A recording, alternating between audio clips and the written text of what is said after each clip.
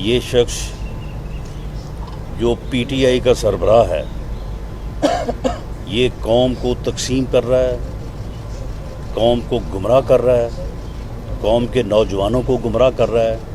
اس کی شناخت کی جائے، اس کا ادراک کیا جائے۔ اگر قوم نے اس کا ادراک نہ کیا اور اپنی سمت کو درست نہ کیا اور اسے موقع ملا مزید قوم کو تقسیم کرنے اور قوم کو گمراہ کرنے کا، نوجوانوں کو گمراہ کرنے کا، یہ اس ملک اور قوم کو کسی حادثے سے دوچار کر دے گا۔ اگر آپ نے وائلنس کی، اگر آپ نے کوئی دھونس، کوئی دھاندلی، کوئی دھمکی، کوئی بلیک میلنگ کا راستہ اپنایا تو 25 مئی سے زیادہ جو ہے نا برا حشر جو ہے وہ آپ کا ہوگا، اور اس مقصد کے لیے ہماری پوری تیاری ہے۔ یہ ہر قیمت پہ یہ ریفرنس دائر ہونے کی دیر ہے، یہ نااہل ہوگا پاک فوج کے ساتھ، کیونکہ دیکھیں کسی وقت میں ان کو سپورٹ ملتی رہی ہے ان چیزوں سے، ان فیملی سے، لیکن یہ دیکھیں کہ یہ گمراہی میں اس حد تک جو ہے وہ گزر گئے کہ انہوں نے وہ باتیں کی کہ جن کو میں سمجھتا ہوں کہ دہرایا نہیں جا سکتا، جن کو جو ہے وہ زبان پہ نہیں لایا جا سکتا، جن کی صرف مذمت ہی جو کی جا سکتی۔ فواد چوہدری کہہ رہے ہیں کہ آپ صرف اپنا اسلام آباد کے ضلعوں کے وزیر داخلہ ہے اور فیصل آباد میں داخل نہیں ہو سکتے، آپ فیصل آباد میں کیسے آ گئے؟ معاملہ یہ ہے کہ فواد چوہدری صاحب جو ہیں وہ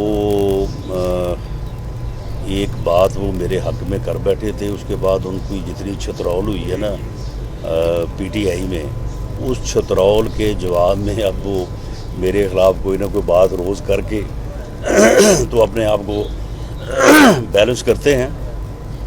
معاملہ یہ ہے کہ وفاق کے پاس ایک سے زیادہ ڈپارٹمنٹ ایسے ہیں جن کا بجٹ جو ہے وہ ایک صوبہ نہیں 2 صوبوں کو ملا لیں تو اس سے زیادہ ہے، اور نادرا کی، واپڈا کی، دوسرے اداروں کی ریچ جو ہے، میرا نہیں خیال کہ کوئی ایسی جگہ ہے جہاں پہ کوئی ایسا جو ہے وہ جگہ ہو سکتی جہاں پہ ان کی ریچ نہیں ہے۔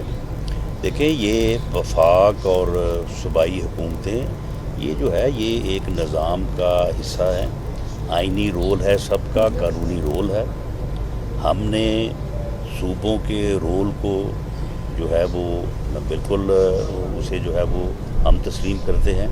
انہیں بھی چاہیے کہ اس قسم کی گفتگو کرنے کی بجائے جو ہے وہ ڈھنگ کا جو ہے وہ کام کریں۔ اب انہوں نے کہا ہے کہ جی ہم 13 کو جو ہے وہ جلسہ کریں گے، اس کے بعد 1 مہینے کا الٹیمیٹم دیں گے۔ وہ بھئی کس بات کا الٹیمیٹم دے رہے ہو کہ الیکشن کراؤ؟ وہ پہلے چیف الیکشن کمیشنر کو تو جو ہے وہ ہٹا لو۔ یعنی تمہاری یہ سمجھ نہیں آتی کہ تم ایک دن ایک بات کرتے ہو، اس کے بعد دوسرے تیسرے دن اور بات شروع کر دیتے ہو۔ آج سے 4 دن پہلے، 5 دن پہلے عمران خان نے پوری قوم کے سامنے میڈیا پہ آ کے کہا کہ اس چیف الیکشن کمیشنر کی موجودگی میں ہم الیکشن نہیں لڑیں گے۔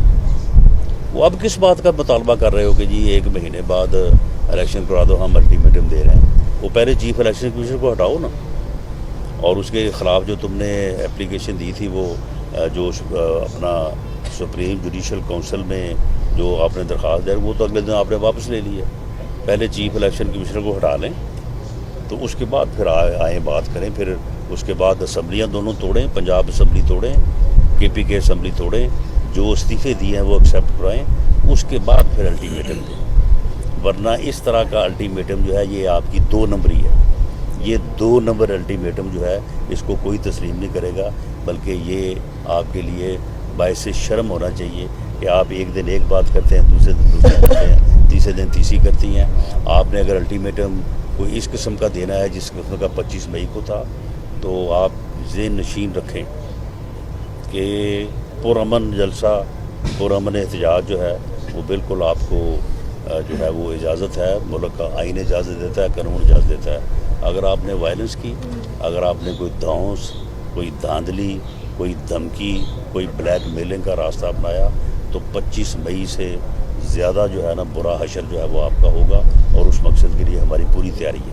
رانا صاحب، اپوزیشن لیڈر راجہ ریاض نے آج کہا ہے کہ 14 اگست سے پہلے عمران خان کو گرفتار کرنا چاہیے۔ उस हवाले से मुझे जानना आप क्या कहेंगे?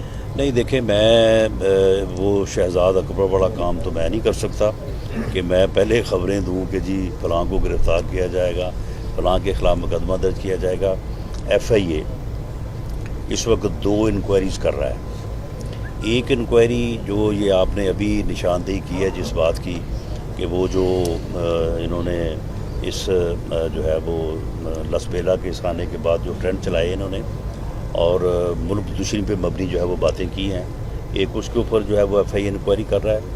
उस इंक्वायरी टीम में जो पहले FIA के ऑफिसर्स पे थी उसमें हमने जो है वो जो हमारी एजेंसीज़ हैं सिविल और अस्करी उनको भी जो है वो उसमें शामिल किया है और वो आज नोटिफाई किया है उनको।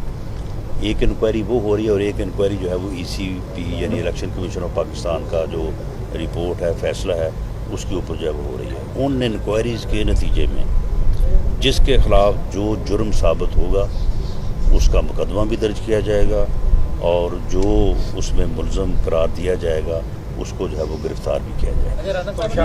लास्ट क्वेश्चन जी। TLP की जानब से बयान आया है कि उन्होंने कहा कि राणा साहब ने परेड ग्राउंड में PTI को जल्दी की इजाज़त दे दी है, हम 1 साल से इजाज़त मांग रहे हैं, अब वो फैज़ाबाद में धरना देने जा रहे हैं, वो कह रहे हैं कि हम 12 से आए हैं कि हमें इजाज़त नहीं दे दी। नहीं देखें, TLP के मुतल्लिक़ मुझे मालूम ये पड़ा है कि वो फैज़ाबाद चौक में जलसा जो है वो करना चाहते हैं। हमारी उनसे ये गुजारिश है कि वो जलसा जो है वो करें वहाँ पे लियाकत बाग में कर लें या इस्लामाबाद में 2 जगह हैं, एक H9 वो जगह जो है ग्राउंड जो है और दूसरा परेड ग्राउंड। ये दोनों जगह ऐसी हैं कि यहाँ पे जलसा करने या एहतजाज करने की इस्लामाबाद हाई कोर्ट ने बाकायदा इजाज़त दी है या उन चीज़ों को उनको मुख्तस किया है। तो वहाँ पे अगर ये दोनों जमातें जलसा करना चाहती हैं जलसा करें, एहतजाज करना चाहती हैं एहतजाज करें, लेकिन वो जो पैरामीटर्स हैं, जो कंडीशंस हैं, उनको साइन करना पड़ेगा, उनको ओबे करना पड़ेगा और उसके मुताबिक जो है कानून और आइन के दायरे में रहते हुए जो है वो एक जमहूरी तौर पे जो एक जमहूरी मुआशरे की जमहूरी मुल्क की पहचान है के मुताबिक जो है वो TLP भी जलसा करे, PTI भी करे और भी कोई करना चाहता है, लेकिन चौकों में रोड्स को बंद करना और लोगों को इनकन्वीनियंस देना ये सुप्रीम कोर्ट का भी हुक्म है, हाई कोर्ट का भी हुक्म है और गवर्नमेंट का भी रिजॉल्व है कि ऐसी किसी एक्टिविटी की इजाज़त जो है वो नहीं दी जाएगी। थैंक यू जी।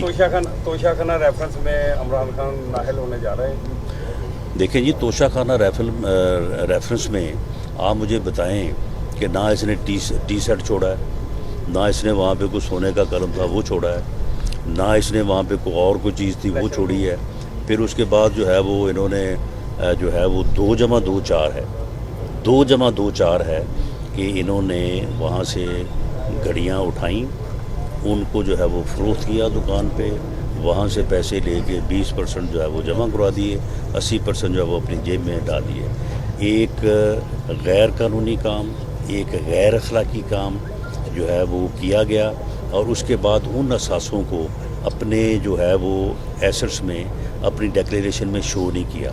आप मुझे बताएं कि अगर एक आदमी को सिर्फ इस बात पे नाअहल कर दिया जाए कि जी वो बेटे की फैक्ट्री में मुलाजमत का अकामा था और वो भी शायद इसलिए था कि लोग आने जाने के लिए वो वीज़े की प्रॉब्लम से बचने के लिए कर लेते हैं, तो उसमें मुलाजम था, तनख्वाह ले सकता था, ली नहीं है, लेकिन क्योंकि तनख्वाह जो है वो वाजिबुल अदासी एसेट था, डिक्लेयर नहीं किया, लिहाजा सारी ज़िंदगी के लिए नाअहल।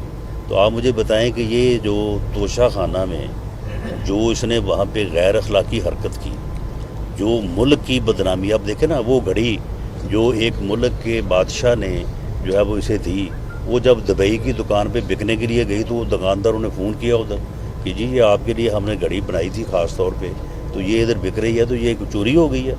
तो उन्होंने कहा कि नहीं जी। तो जब उन्हें पता हुआ तो पता लगा कि जनाब ये फ़लाँ साहब जो है वो बेच रहे हैं। तो उस वक्त से उस मुल्क के साथ भी तल्लुकात हमारे कशीदा हो गए। तो गैर अखलाकी हरकत की, उसके बाद फिर जो है वो उन चीज़ों को करोड़ों रुपए का फ़ायदा उठाया, उनको डिक्लेयर नहीं किया। तो करोड़ों रुपए का फ़ायदा उठा के एसेट्स हासिल करके डिक्लेयर ना करने पे आप मुझे बताएं कि जो एक मयार इन्होंने कायम किया है कि जी तनख्वाह ना लेने पे जो है वो नाअहल किया गया है, आप मुझे बताएं कि उसके मुताबिक ये क्यों कर बच सकता है। ये हर कीमत पे ये रेफरेंस दायर होने की देर है, ये नाअहल होगा। बहुत शुक्रिया जी।